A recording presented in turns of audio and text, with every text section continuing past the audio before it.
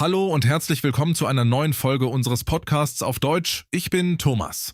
Und ich bin Petra. Schön, dass ihr wieder dabei seid. Petra, stell dir folgende Situation vor. Du stehst morgens auf, verschüttest den Kaffee über deinen Laptop, verpasst den Bus und im Büro wartet eine E-Mail, die deinen ganzen Tag ruiniert. Wie reagierst du? Ehrlich? Wahrscheinlich mit einer Mischung aus Fluchen und Selbstmitleid. Aber ich ahne, worauf du hinaus willst. Es gibt Menschen, die in solchen Momenten vollkommen ruhig bleiben. Und vor 2000 Jahren gab es eine ganze Philosophie, die genau das trainiert hat. Der Stoizismus. Eine Philosophie, die von einem schiffbrüchigen Händler gegründet wurde, von einem Sklaven gelehrt und von einem römischen Kaiser praktiziert wurde. Und die heute, 2000 Jahre später, ein erstaunliches Comeback erlebt. In Bestsellern, in der Psychotherapie, im Silicon Valley. Heute schauen wir uns an, was Stoizismus wirklich ist und was nicht. Wir sprechen über die berühmte Dichotomie der Kontrolle, über die 4 Tugenden, über Techniken wie die negative Visualisierung. Und wir fragen, warum funktioniert diese uralte Philosophie offenbar bis heute? Außerdem gibt es wie immer wichtige Vokabeln auf C1-Niveau. Diesmal 20 Ausdrücke rund um Gelassenheit, Haltung und innere Stärke. Los geht's! Thomas, fangen wir ganz vorne an. Woher kommt der Stoizismus eigentlich? Die Geschichte beginnt mit einer Katastrophe und das ist fast schon symbolisch. Um das Jahr 300 vor Christus erleidet ein phönizischer Händler namens Zenon Schiffbruch. Er verliert seine gesamte Ladung, sein ganzes Vermögen und strandet mittellos in Athen. Und statt daran zu zerbrechen, entdeckt er die Philosophie. Genau, er stolpert in eine Buchhandlung, liest über Sokrates und ist fasziniert.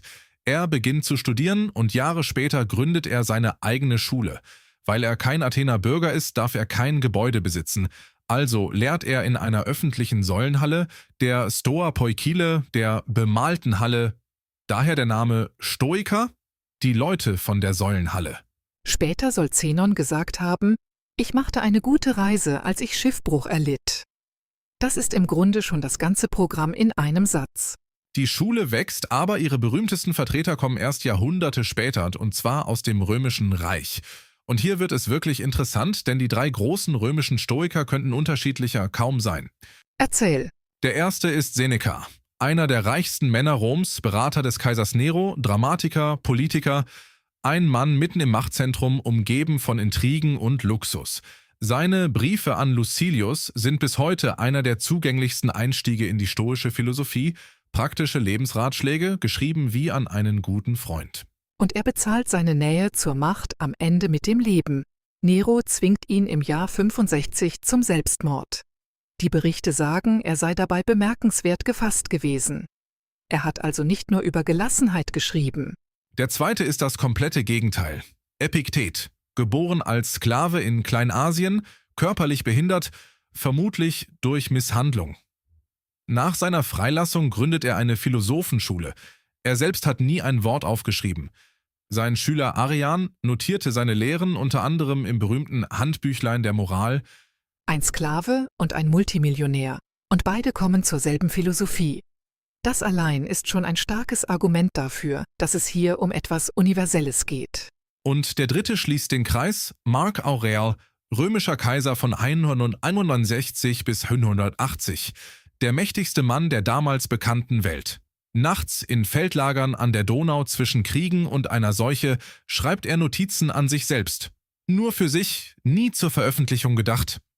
Diese Selbstbetrachtungen sind heute eines der meistgelesenen Bücher der Weltliteratur. Man muss sich das klar machen. Wir lesen das private Tagebuch eines Kaisers, der sich selbst ermahnt, geduldig zu bleiben, nicht arrogant zu werden, seine Pflicht zu tun. Bester Racheweg. Nicht werden wie der, der dir Unrecht tat. Solche Sätze schreibt der mächtigste Mann der Welt an sich selbst. Sklave, Senator, Kaiser, der Stoizismus hat offenbar für jede Lebenslage funktioniert. Die Frage ist, was genau war ihre Methode? Und damit kommen wir zum Herzstück. Das Herzstück des Stoizismus ist eine Unterscheidung, die auf den ersten Blick banal klingt und die fast niemand konsequent lebt. Epiktet eröffnet sein Handbüchlein mit genau diesem Gedanken. Er schreibt sinngemäß, einiges steht in unserer Macht, anderes nicht. In unserer Macht stehen unsere Urteile, unsere Absichten, unsere Wünsche, unsere Handlungen, kurz, alles, was wir selbst denken und tun. Nicht in unserer Macht stehen unser Körper, unser Besitz, unser Ruf, unsere Position und im Grunde alles andere. Die Dichotomie der Kontrolle. Und die stoische These lautet, fast unser gesamtes Leid entsteht dadurch, dass wir diese Grenze ignorieren. Denk an die typischen Dinge, über die wir uns aufregen. Der Stau, das Wetter, was die Kollegin über uns denkt, ob die Beförderung kommt, wie sich die Wirtschaft entwickelt, was in den Nachrichten steht. Nichts davon, wirklich nichts, liegt in unserer direkten Kontrolle. Und trotzdem investieren wir enorme emotionale Energie hinein. Wir ärgern uns über Dinge, die wir nicht ändern können, und vernachlässigen gleichzeitig das Einzige, was wir vollständig kontrollieren: unsere eigene Reaktion. Epiktet bringt es auf eine Formel, die 2000 Jahre später zur Grundlage der modernen Psychotherapie wurde. Nicht die Dinge selbst beunruhigen die Menschen, sondern ihre Urteile über die Dinge. Diesen Satz sollte man zweimal hören. Nicht das Ereignis verletzt uns, sondern unsere Bewertung des Ereignisses. Der Regen ist nur Wasser, das vom Himmel fällt. Der Regen ruiniert meinen Tag. Das ist ein Urteil, das wir hinzufügen. Ein Beispiel, das Epiktet selbst benutzt. Jemand beleidigt dich. Was verletzt dich? Die Worte? Nein, sagt Epiktet. Es ist deine Überzeugung, beleidigt worden zu sein. Zwei Menschen können denselben Satz hören. Einer lacht darüber, der andere grübelt tagelang. Das Ereignis war identisch. Der Unterschied liegt ausschließlich im Urteil. Wichtig ist aber, das nicht misszuverstehen. Die Stoiker sagen nicht, alles ist egal, zieh dich zurück, unternimm nichts. Das ist das häufigste Vorurteil gegen den Stoizismus. Diese Karikatur des teilnahmslosen Menschen, dem alles gleichgültig ist. Im Gegenteil. Seneca war Politiker, Marc Aurel führte ein Weltreich. Die Stoiker waren extrem engagierte Menschen. Die Unterscheidung lautet nicht handeln oder nicht handeln, sondern konzentriere deine ganze Kraft auf deinen Einsatz und lass los, was danach geschieht. Moderne Autoren nennen das die stoische Zielsetzung. Der Bogenschütze kann trainieren, zielen, konzentriert schießen. Aber ob der Pfeil trifft, hängt auch vom Wind ab. Sein Ziel sollte deshalb sein, so gut wie möglich zu schießen, nicht zu treffen. Klingt nach einem kleinen Unterschied, verändert aber alles. Denn wer sein Glück an Ergebnisse bindet, die er nicht kontrolliert, macht sich zum Spielball des Zufalls. Wer sein Glück an seinen eigenen Einsatz bindet, ist unabhängig. Die Stoiker nannten diesen Zustand Ataraxie, Unerschütterlichkeit, innere Ruhe. Moderne Stoizismusautoren haben die Zweiteilung übrigens noch verfeinert zur Trichotomie der Kontrolle. Es gibt Dinge, die vollständig in unserer Macht liegen, Dinge, die gar nicht in unserer Macht liegen. Und eine dritte Kategorie, Dinge, auf die wir Einfluss haben, ohne sie zu kontrollieren. Und genau in dieser dritten Kategorie spielt sich das meiste Leben ab, oder? Meine Gesundheit, meine Karriere, meine Beziehungen. Ich kontrolliere sie nicht, aber ich beeinflusse sie massiv. Richtig. Und die stoische Antwort darauf ist elegant. Verlege dein Ziel nach innen. Nicht, ich will das Spiel gewinnen, das hängt auch vom Gegner ab, sondern ich will so gut spielen, wie ich kann. Nicht mein Partner soll glücklich sein, sondern ich will mich wie ein guter Partner verhalten. Das äußere Ergebnis bleibt beeinflussbar, aber dein Erfolgsmaßstab liegt komplett bei dir. Machen wir es noch konkreter mit einem modernen Beispiel. Du bereitest dich auf ein Vorstellungsgespräch vor. In deiner Kontrolle, deine Vorbereitung, deine Pünktlichkeit, deine Antworten, deine Haltung. Nicht in deiner Kontrolle, die Laune der Interviewerin, die interne Politik der Firma, die anderen Kandidaten, die Entscheidung. Der Stoiker bereitet sich also mit voller Energie vor und geht dann mit einer inneren Freiheit in das Gespräch, die paradoxerweise oft sogar die Leistung verbessert. Wer nichts erzwingen muss, wirkt souveräner. Und wenn die Absage kommt? Dann kommt der zweite Teil der Übung. Die Absage ist eingetreten, sie liegt jetzt in der Vergangenheit und damit endgültig außerhalb jeder Kontrolle. Die einzige offene Frage ist, was mache ich jetzt daraus? Trauer ist erlaubt, sagt übrigens auch Seneca, die Stoiker waren keine Roboter. Aber irgendwann kommt der Punkt, an dem das Urteil, das ist eine Katastrophe, durch die Frage ersetzt wird. Was ist mein nächster Schritt? Kommen wir zum zweiten großen Baustein. Wenn ich nur kontrolliere, was ich denke und tue, woran orientiere ich dann mein Handeln? Die stoische Antwort sind die 4 Kardinaltugenden. Erstens, die Weisheit. Die Fähigkeit, in jeder Situation klar zu erkennen, was gut, was schlecht und was gleichgültig ist. Zweitens, die Gerechtigkeit. Das richtige Handeln gegenüber anderen. Für die Stoiker waren alle Menschen Teil einer großen Gemeinschaft. Sie sprachen ausdrücklich von Weltbürgerschaft, Kosmopolitismus. Drittens. Der Mut. Nicht nur auf dem Schlachtfeld, sondern vor allem im Alltag. Unbequeme Wahrheiten aussprechen. Das Richtige tun, wenn es etwas kostet. Und viertens, die Mäßigung. Das richtige Maß kennen.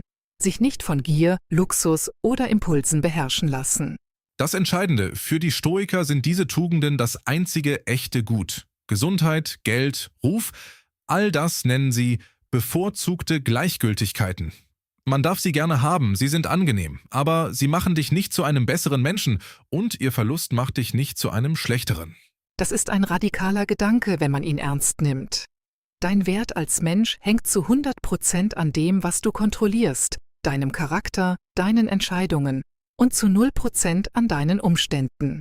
Und damit das nicht bloße Theorie bleibt, haben die Stoiker konkrete Übungen entwickelt. Sie verstanden Philosophie nicht als akademisches Fach, sondern als tägliches Training, wie Sport, nur für den Geist. Die bekannteste Übung ist die Prämeditatio malorum, die negative Visualisierung. Die auf den ersten Blick ziemlich düster klingt. Stell dir regelmäßig vor, dass Dinge schiefgehen. Dass du verlierst, was du liebst, deinen Besitz, deine Gesundheit, deine Menschen.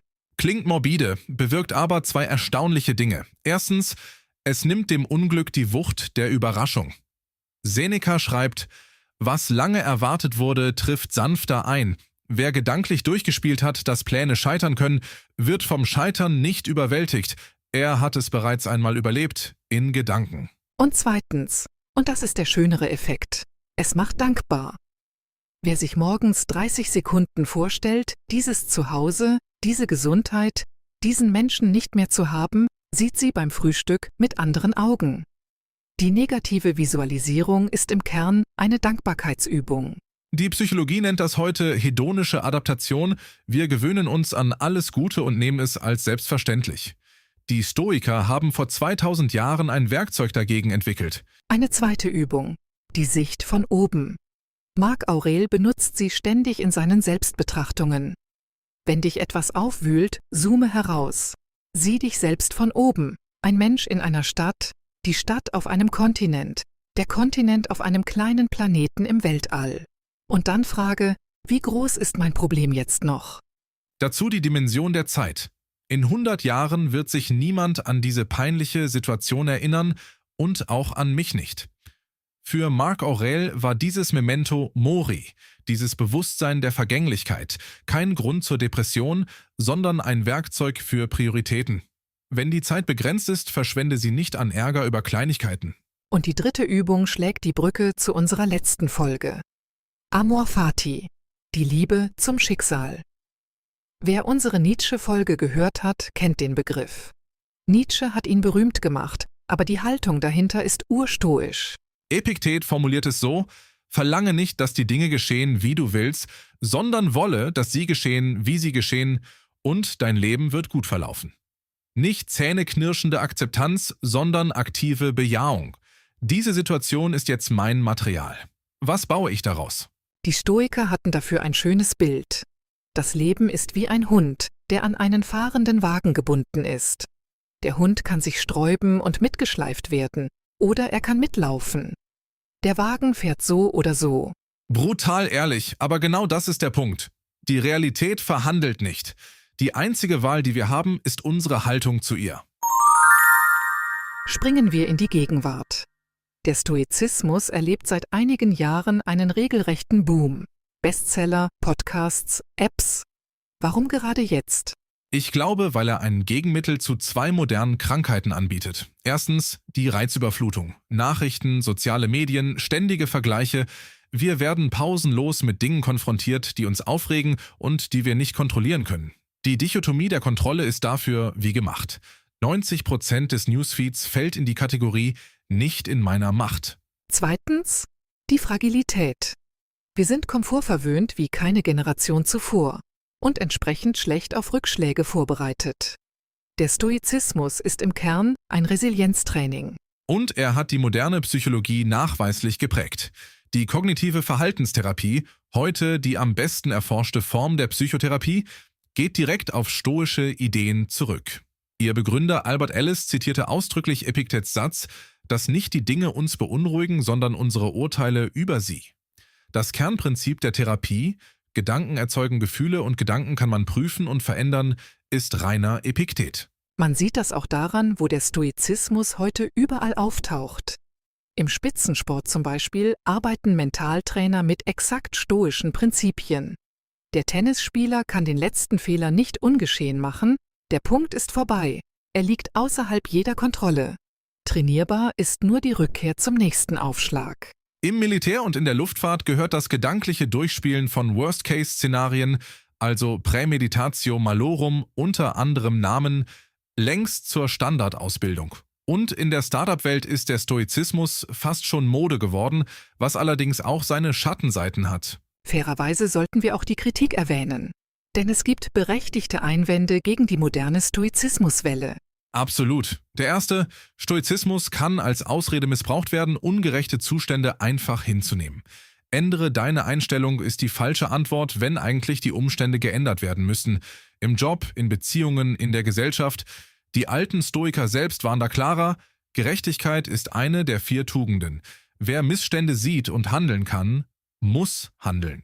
Der zweite Einwand, die Pop-Version des Stoizismus verwechselt Gelassenheit mit Gefühlskälte.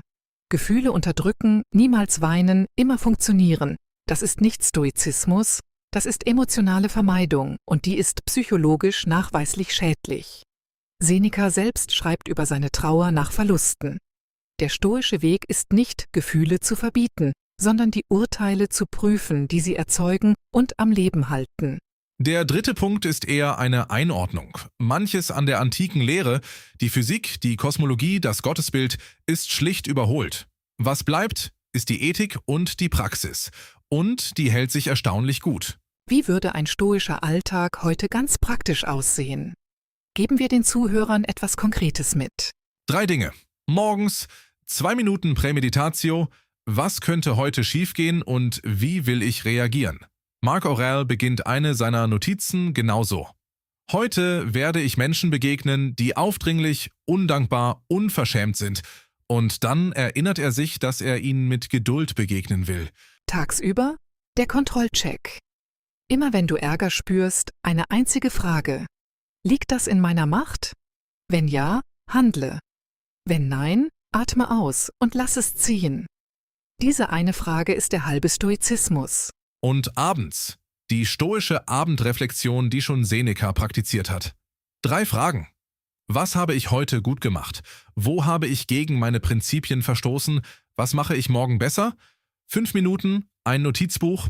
Das war das Erfolgsgeheimnis eines römischen Kaisers. Von einem Schiffbrüchigen über einen Sklaven bis zu einem Kaiser. Und am Ende landet es als 5-Minuten-Übung in unserem Notizbuch. Das ist eine ziemlich beeindruckende Reise für eine Idee. Und jetzt die wichtigsten Vokabeln dieser Folge. 20 Ausdrücke auf C1-Niveau. Ausdruck 1. Die Gelassenheit. Bedeutung: die innere Ruhe, mit der man auch schwierige Situationen ohne Aufregung annimmt. Beispiel 1. Die Stoiker betrachteten Gelassenheit als das Ergebnis richtigen Denkens, nicht als Glückssache. Beispiel 2. Mit erstaunlicher Gelassenheit nahm sie die Absage entgegen und plante sofort den nächsten Versuch. Ausdruck 2. Die Tugend. Bedeutung: eine moralisch wertvolle Eigenschaft oder Haltung, die das Handeln leitet. Beispiel 1. Weisheit, Gerechtigkeit, Mut und Mäßigung sind die 4 stoischen Tugenden. Beispiel 2. Geduld ist eine Tugend, die man im Alltag täglich trainieren kann. Ausdruck 3. Das Urteil. Bedeutung: die Bewertung oder Einschätzung, die man über eine Sache oder Person bildet. Beispiel 1. Nach Epiktet leiden wir nicht unter den Dingen, sondern unter unseren Urteilen über sie. Beispiel 2. Er fällte sein Urteil zu schnell, ohne alle Fakten zu kennen. Ausdruck 4. Die Selbstbeherrschung. Bedeutung: die Fähigkeit, die eigenen Impulse und Gefühle zu kontrollieren. Beispiel 1. In der Diskussion bewahrte sie trotz aller Provokationen die Selbstbeherrschung. Beispiel 2. Selbstbeherrschung bedeutet nicht, keine Gefühle zu haben, sondern sich von ihnen nicht steuern zu lassen. Ausdruck 5. Die Widrigkeit. Bedeutung: ein ungünstiger Umstand oder eine Schwierigkeit, die sich einem entgegenstellt. Beispiel 1. Der Stoizismus ist eine Anleitung, mit den Widrigkeiten des Lebens umzugehen. Beispiel 2. Trotz aller Widrigkeiten brachte das Team das Projekt erfolgreich zu Ende. Ausdruck 6. Die Vergänglichkeit. Bedeutung: die Eigenschaft, nicht von Dauer zu sein und irgendwann zu vergehen. Beispiel 1. Das Bewusstsein der Vergänglichkeit half Mark Aurel, seine Prioritäten klar zu setzen. Beispiel 2. Die Vergänglichkeit des Ruhms war schon in der Antike ein beliebtes Thema. Ausdruck 7. Die Haltung. Bedeutung: die innere Einstellung, mit der man Situationen und Menschen begegnet. Beispiel 1. Die Umstände können wir selten wählen, unsere Haltung dazu immer. Beispiel 2. Ihre professionelle Haltung in der Krise hat dem ganzen Team Sicherheit gegeben. Ausdruck 8. Beeinflussen. Bedeutung: auf etwas oder jemanden einwirken und dadurch eine Veränderung bewirken. Beispiel 1. Die Stoiker konzentrierten sich nur auf das, was sie wirklich beeinflussen konnten. Beispiel 2. Das Wetter können wir nicht beeinflussen, unsere Reaktion darauf schon. Ausdruck 9. Hinnehmen. Bedeutung: etwas Unangenehmes akzeptieren, ohne sich dagegen zu wehren. Beispiel 1. Ungerechtigkeit sollte man nicht einfach hinnehmen. Gerechtigkeit ist eine stoische Tugend. Beispiel 2. Er nahm die Verspätung gelassen hin und nutzte die Zeit zum Lesen. Ausdruck 10. Die Prüfung. Bedeutung: eine schwierige Situation, die die eigenen Fähigkeiten oder den Charakter auf die Probe stellt. Beispiel 1. Für die Stoiker war jedes Hindernis eine Prüfung des eigenen Charakters. Beispiel 2. Die Krankheit war die härteste Prüfung ihres Lebens und veränderte ihren Blick auf alles. Ausdruck 11. Die Mäßigung. Bedeutung: das bewusste Einhalten des richtigen Maßes, der Verzicht auf Übertreibung. Beispiel 1. Mäßigung bedeutet nicht Verzicht auf Genuss, sondern Freiheit von der Gier. Beispiel 2. In Zeiten des Überflusses wird Mäßigung zur anspruchsvollsten Tugend. Ausdruck 12. Die Vernunft. Bedeutung: die Fähigkeit, klar zu denken und das eigene Handeln nach Einsicht zu lenken. Beispiel 1. Für die Stoiker war die Vernunft das höchste Merkmal des Menschen. Beispiel 2. In der Hitze des Streits siegte am Ende doch die Vernunft. Ausdruck 13. Sich fügen. Bedeutung: sich einer Situation oder Entscheidung anpassen, die man nicht ändern kann. Beispiel 1. Der Stoiker fügt sich nicht passiv, sondern bejaht aktiv, was er nicht ändern kann. Beispiel 2. Nach langem Widerstand fügte er sich schließlich der Entscheidung des Teams. Ausdruck 14. Die Dankbarkeit. Bedeutung: das Gefühl und der Ausdruck der Wertschätzung für etwas Gutes. Beispiel 1. Die negative Visualisierung ist im Kern eine Übung in Dankbarkeit. Beispiel 2. Ein kurzer Moment der Dankbarkeit am Morgen verändert oft den ganzen Tag. Ausdruck 15. Die Achtsamkeit. Bedeutung: die bewusste, aufmerksame Wahrnehmung des gegenwärtigen Moments.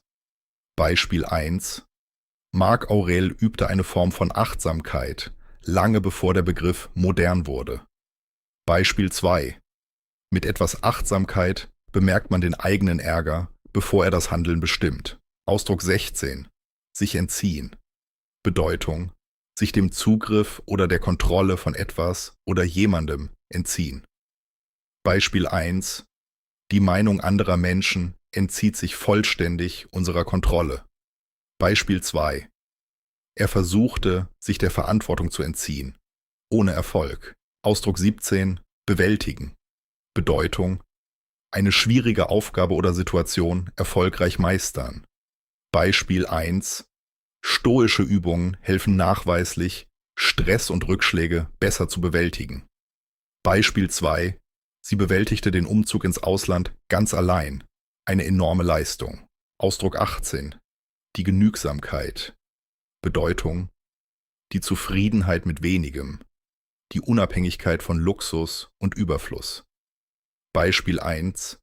Seneca predigte Genügsamkeit und wurde dafür kritisiert, selbst im Luxus zu leben. Beispiel 2.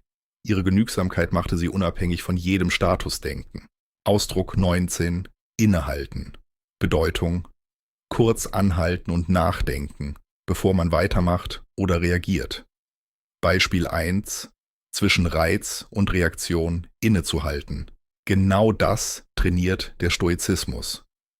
Beispiel 2. Bevor du die wütende E-Mail abschickst, halte einen Moment inne. Ausdruck 20. Unerschütterlich. Bedeutung: so gefestigt, dass man sich durch nichts aus der Ruhe bringen lässt. Beispiel 1. Die Stoiker nannten das Ziel ihrer Übung Ataraxie, unerschütterliche innere Ruhe. Beispiel 2. Ihr Vertrauen in das Team blieb auch in der Krise unerschütterlich. Fassen wir zusammen. Der Stoizismus ist keine Philosophie der Gefühlskälte, sondern ein 2000 Jahre altes Training für innere Freiheit. Sein Kern ist die Dichotomie der Kontrolle. Konzentriere dich vollständig auf das, was in deiner Macht liegt, deine Urteile, deine Handlungen, und lass alles andere los. Von Zenon über Seneca und Epiktet bis Marc Aurel und von dort bis in die moderne Psychotherapie. Dazu 3 Übungen für den Alltag: die negative Visualisierung am Morgen, der Kontrollcheck tagsüber und die Abendreflexion mit 3 Fragen. Und jetzt seid ihr dran. Worüber habt ihr euch zuletzt geärgert? Und lag es überhaupt in eurer Macht? Schreibt es in die Kommentare, wir sind gespannt auf eure Geschichten. Wenn euch die Folge gefallen hat, abonniert den Kanal, es gibt 2-mal pro Woche neue Folgen und hört unbedingt auch in unsere Nietzsche-Folge rein, wenn ihr wissen wollt, was er aus dem stoischen Amor Fati gemacht hat. Bis zum nächsten Mal. Tschüss.